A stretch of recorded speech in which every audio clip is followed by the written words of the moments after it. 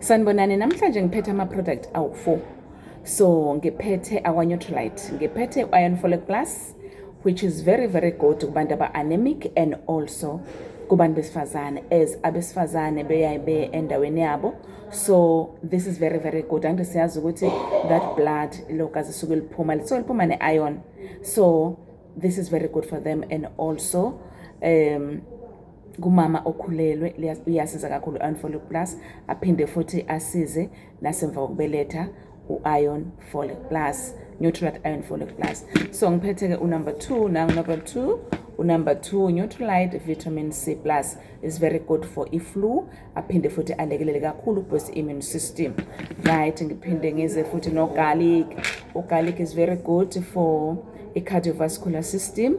Nama benefits amaningi ke to each and every product, kodwa nje i-cardiovascular system kabo sinus uyasiza kakhulu garlic. So ngicele ukuthi ngiyivale ke lena ngo milk, Nutrilite milk thistle.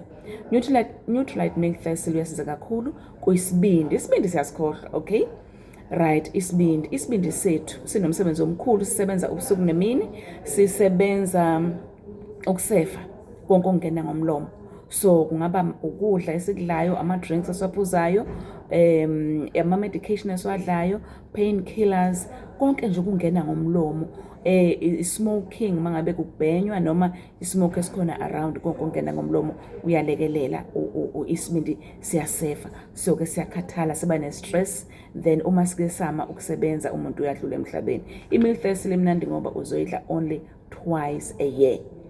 Hayi kaningi twice a year kuleli sibindi sakho, ngoba nomzimba wakho ufanele uyisclean wona, kodwa uthola ukuthi awusakwazi because of ukudla esikudlayo, and also ke umilk thistle uzolekelela khona lokho nesibindi sikwazi uba siclean sona. Ngiyabonga.